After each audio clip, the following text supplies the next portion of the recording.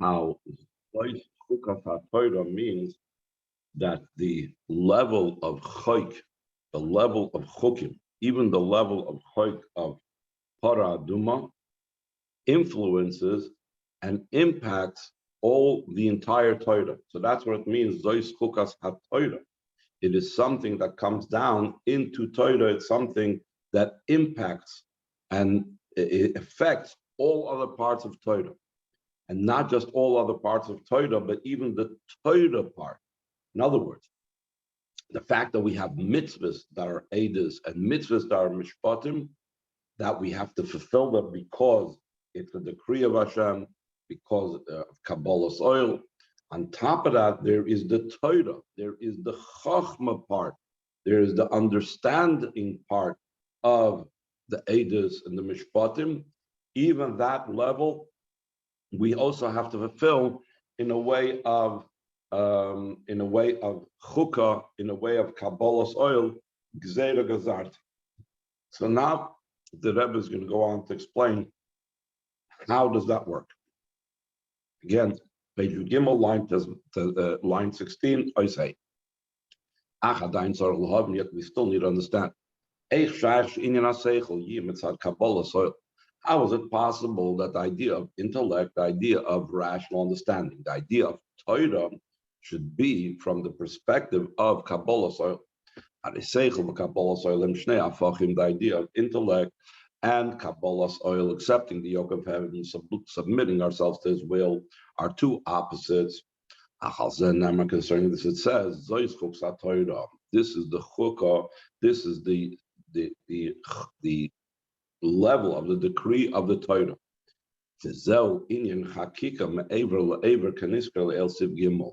Not only chukah from the word decree, but chukah also from the word engraving. And not just a surface engraving, but an engraving through and through.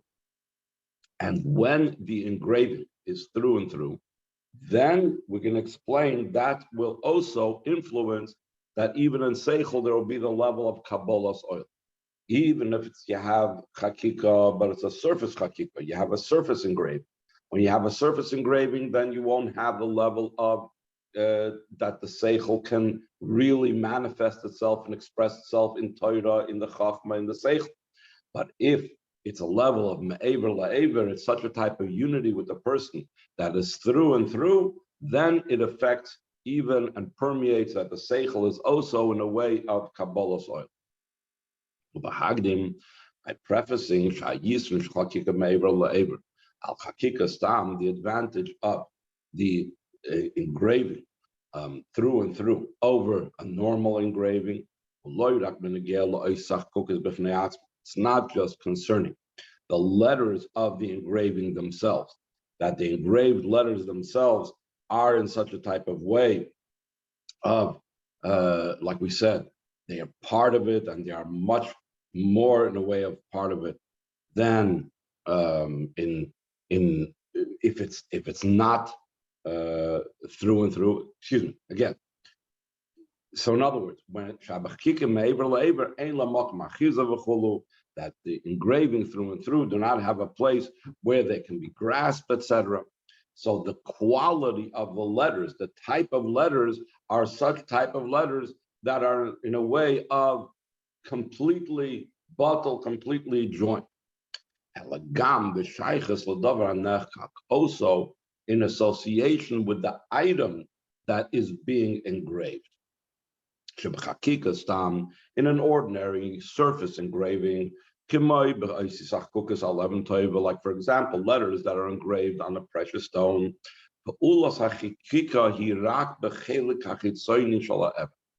What occurs with the stone? Put the letters aside. The whole time we've been talking about the letters. Now let's look at the stone. When a person engraves the surface of the stone, so what part of the stone is affected by the letters? Only the external part of the stone. As opposed to top of page Yudalit, when the engraving is through and through, in kol mitziyusay shaladovar hanechkak nasis chadura legamri durchgenommen durch und durch ma'inin shachaykim. The entire stone becomes now permeated thoroughly, through and through, of the thing that is being engraved in it. So the change in the stone or the unity with the stone is not just a surface unity. It's not just a superficial joining. It's not just a union that's only on the outside of the stone, but it's a union and a joining that goes through and through the stone itself. Moving for this to understood, the connection between this is the chuk of the Torah to the idea of engraving through and through. It's not just from the perspective of the acceptance of the yoke of heaven, that the submission to the Eibishter, one fulfills the decree of paradum. The decree of paradum has no room in intellect and in the mind and rational reasoning whatsoever, as opposed to other chukim. Other chukim have a place in intellect, have a place in the mind, except that those other chukim we have questions on them, we have difficulties with them, whereas paraduma is self-contradictory. It doesn't allow itself to be understood whatsoever. For example, that the very person that makes the paraduma, he himself becomes tamei, and so on. So he says, this means, so he says, it's not just that the chukah itself surpasses understanding, transcends understanding. Also from the perspective of the Jewish person, that in it is engraved the idea of the acceptance of the yoke of heaven. This engraving permeates his entire being. So in other words, again, there's three levels. One level is where it's letters of writing. Letters of writing, two separate things. The letters, the ink, and the parchment, the paper are two separate things. Then there's engraved letters on the surface where it becomes one with the actual stone in which it's being engraved. But it doesn't mean that the entire being of the stone is the engraved letters. When it's an engraving, but through and through, that means that the entire stone, that is the letters. Therefore, that means as well that the Kabbalah's oil of a Yid is in such a way, it's not just becomes one with him, but it permeates his entire being. The idea behind this is something that's engraved in the person, similar to the letters that are engraved in the precious stone. Though the matter is engraved within them, and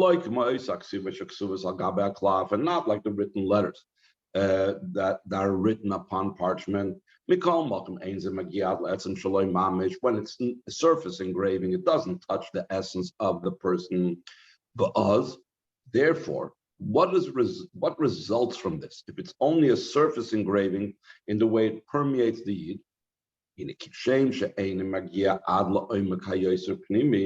just like the letters do not reach the utmost depth, the innermost depth of the person, it's not absorbed and established and set also in the external powers. For those that are familiar with Va'ata Tetzaveh, he speaks about there's the way the etzem can affect the koiches hagiluyim, or the etzem that's beyond affecting the external soul powers. This seems to be related to that same concept, that the external soul powers are not affected when it's only engraved and touches his innards, but it doesn't really completely manifest and express itself through and through. So therefore, that doesn't allow for any part of him that's not essence, that's not Torah. Line 17, in a Kabbalah soil, the idea of accepting the yoke of heaven. Since this idea of total submission to the will of Hashem, is something that's engraved by a Jewish person through and through. Hainu b'chol atzmus, this means in this entire essence. So then it comes down also in his most external powers. Why is that so? Because all the soul powers are connected with his essence. And in footnote 31, he brings that specifically Yechida, which is beyond everything, that permeates and runs through everything. And even can affect the chumrius of nefesh habahamis, as opposed to chaya, which is lower than Yechida. It's just makif, it remains transcendent. The Zelwa Indian, the Chikim Aver line 21, this is the idea of an engraving that's through and through. From the deepest, the innermost depth, until the most external or the most distant externality of the person.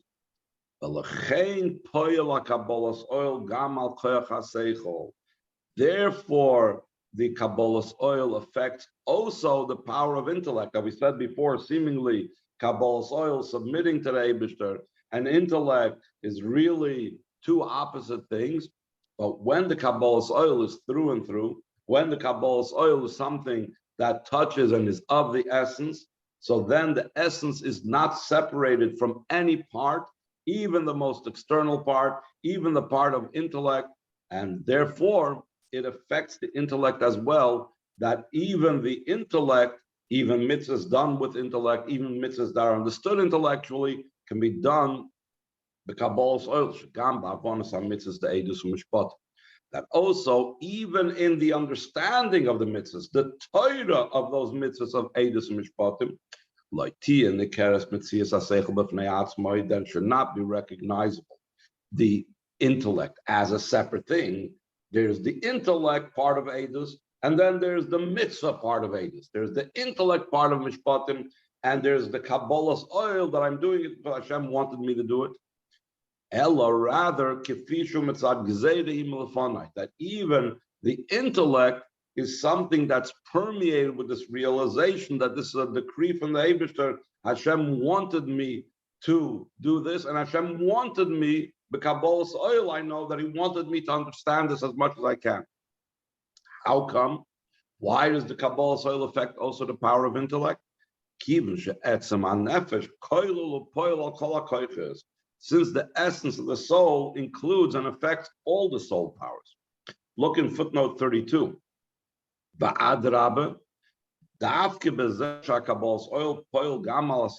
very fact that the Kabbalah's oil affects also the intellect, with that is expressed that it's engraved in the essence of his soul. What is the proof? What is the indication that this is connected with the essence of the soul? If it even reaches the intellect. If it wouldn't have reached the intellect, then we wouldn't have known that it's of the essence. The fact that even the intellect appreciates and connects with Gzeda Himilfonai, that it's a decree, that's an indication that it is something that's through and through the person. Hakika me'ever le'ever, it's a Kabbalah's oil that reaches and comes from the essence. Any questions before we go on? I have a question.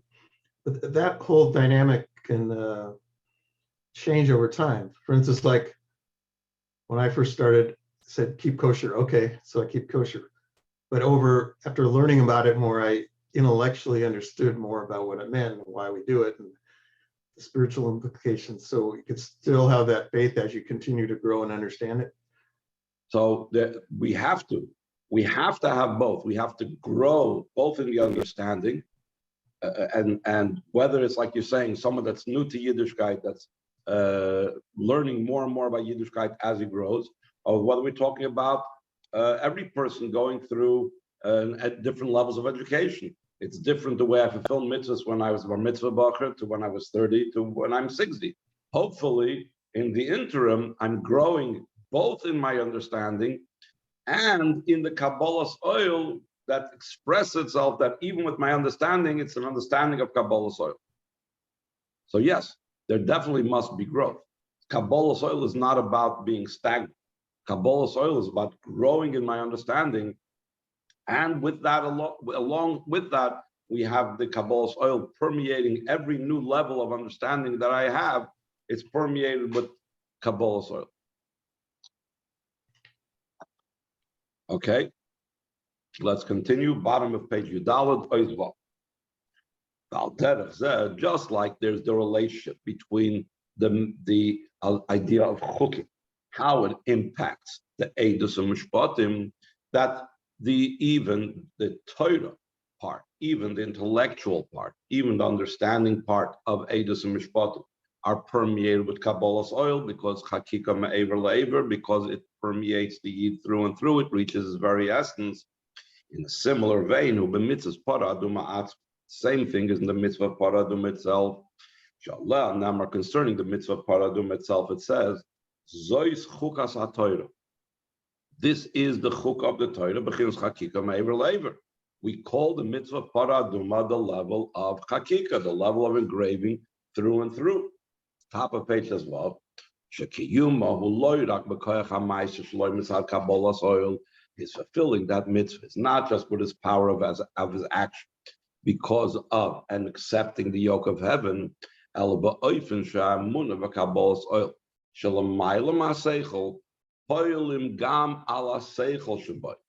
It's in such a way that his belief and his submission to the Eibishter, that's beyond intellect, affects also his intellect. What does that mean? It affects also his intellect. That he should not even start debating in his mind and thinking about his mind.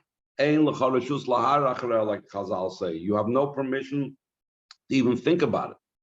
Ba'ad, to such a degree, to such a degree does the Kabbalah's oil permeate him that he fulfills it with vitality and joy. If the Kabbalah's oil would be like we think of Kabbalah's oil before we learned of this mimer, the Kabbalah's oil means I don't understand and I would want to understand, and I do it despite my not understanding. So then it's a matter of coercion. If it's a matter of coercion, someone doesn't do it's something that is coerced with joy. Someone that's forced doesn't do it with chayas and vitality and geschmack. But in Para Aduma, the idea of chakika is that it permeates every aspect of my being. And I'm able to do the mitzvah of Para Aduma, which is completely super rational, with joy and with vitality, as it would permeate my intellect. To my mitzvah, just as I would perform with joy and chayas a mitzvah that's understood intellectually. So if so, according to this, we could explain. The idea that Para Aduma is the general rule of the Torah, and we were the whole time struggling with that. The rest of the Torah is not seemingly decrees, etc. How do we meld and mesh the two, the Para Aduma with the rest of the Torah? So he says, not just like we explained in Ois Dalet, that just like Para Aduma is a decree, and we have to do it out of Kabbalah's oil, the same thing when we say Zois Chuksa Torah, the Para Aduma teaches us and impacts and draws down that we should fulfill the entire Torah with the Kabbalah's oil, that we fulfill Para Aduma. But the Rebbe takes it now a step further than that. Also the fact that Kabbalah's oil affects also the intellect. Ella, mitzvah, the Para Aduma mitzad atzma, the mitzvah of Para Aduma on its own, since it's not enclosed in intellect, it's not enclosed in reason. HaKabbalah's oil shabala seichel, kloli, bebchinas shlila. His effect on the intellect is in a general way, in a negative way, that he shouldn't think. In other words, the natural tendency of a person is that when he gets, when something falls into his mind, he follows up on it. He thinks about it. The Paraduma's Kabbalah's oil impacts him so strongly, he doesn't even think. He doesn't even start saying to himself, this doesn't make sense, that doesn't make sense, etc. The Kabbalah's oil permeates and is mevatel and makes his seichel be bottled to the Kabbalah's oil. That is one effect of Kabbalah's oil on seichel. The effect awaits in Paraduma. From that effect that Kabbalah's oil has on seichel, that it shouldn't bring any negative thoughts in his intellect by the mitzvah of Paraduma, from that comes out the effect of Kabbalah's oil on seichel and other mitzvahs of Eidus Mishpatim, Mezen Nimshchacharkach, Beprotea mitzvahs. Afterwards, it comes out in the specific mitzvahs. Kabbalah's oil poil al seichel sheyasik piarotzen. The Kabbalah's oil affects the intellect, and he should comprehend in concert with what the will, the essential will of a yid is, etc. And this idea, masim gam improti in yone hachuka de paraduma, this also fits with the specific matters of the chukah of paradum.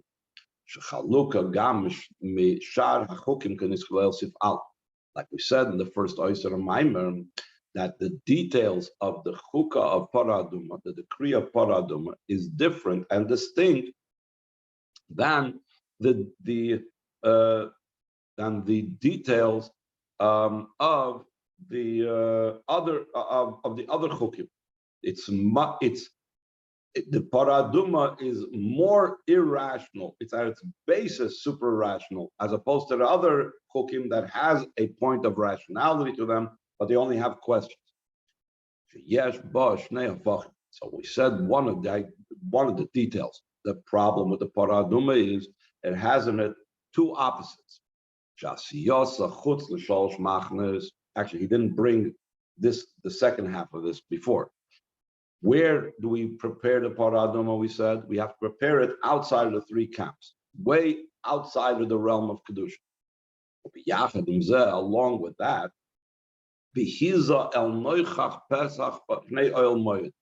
when the kohen would sprinkle it, it has to be towards the face of the oil moed, meaning that let's go a little bit further. Behind from the perspective of the essence of a Jewish person, the idea of engraving through and through. Even when he finds himself outside of the three camps, he still directs himself and he sees the entrance of the heichel of the Beis Hamikdash, etc. In other words, that's what it means. He's not standing by the oil moed, he's standing outside of the three machnas. But he has to be looking towards and focused on the entrance of the heichel. So we see, again, in a way, like the contradictions to be found in Paraduma, that you're going from totally outside to totally inside. Just like the connection between seichel, which is part of the chitzonis koiches of a person, which is impacted by the most essential being, the most essential will of the yid, the ratzon of the yid, the connection with Hashem's very essence. So now the Rebbe is going to bring this in. What's that? Via shlakashers that we can connect this. Imam Mevor to the Torah. What's explainable to the Torah? Because of the paraduma zois Torah mitzad ratz v'shoiv shabam. The Chut Torah it says why is we had this at the beginning of the Maimer Keniska Leil Sifalov. We had the beginning of the Maimer Nois Aleph. What is the connection between paraduma and the rest of the Torah? So he says that ratz v'shoiv. There's the fire, there's the water, and even in the fire, there's and so that's going up and bringing down. That's like all the rest of the mitzvahs are either mitzvahs asa, mitzvahs lois, say, or mitzvahs in general. Some are rotzi, some are shoy. We said. So he says everything that we spoke now also connects with the topic of rotzi v'shoy. Yeah, rotzi, lotzis, together akelim v'aseichol. The pulling and drawing, to go outside of the category and the definitions and the limitations of vessels and rational thought and intellect. Well, it's similar to the acceptance of the yoke of heaven that's beyond reason and beyond knowledge. That's the idea of facing the Oil Moed, the place of Hashem's Kedusha. And on the other hand, the Shoiv, bringing it down, it's bringing it in the externals, in the outward part of the person, in the intellect. That he should not think, and from this comes down also in all other mitzvahs, from the fact that in the mitzvah of Paraduma itself, he's in a way of lo yaharer, he affects his intellect. The same thing, it affects the intellect of the other mitzvahs, that even the intellect of the other mitzvahs are done in the way of Kabbalah soil. He adds to such a degree, top of page Zayin, it affects the refinement also outward and outside of all the three camps. Tired to masmeis, and it purifies the tumah of a dead body that's way lower than klippus noiga. We know all the Alter Rebbe and Tanya and other Marmorments brought down all the other karbonas that are brought in the Beis Hamikdash that are also called the carbon chatos are there to be metaher and to cleanse a person from committing a shoygig. And aver some b'shoygig, you bring a carbon to the Beis Hamikdash, that's also called chatos. That is things that are done b'shoygig, that's associated with klippus noiga.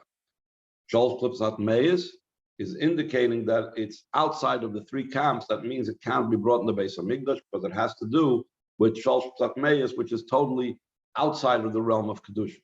Still in all, it's called a carbon. It's called a chatos. It's called mei chatos. The part is called mei chatos, meaning that it's an atonement and a cleansing for the for shalosh klippus meis. And the connection with shalosh klippus meis is in the fact that we have the idea of the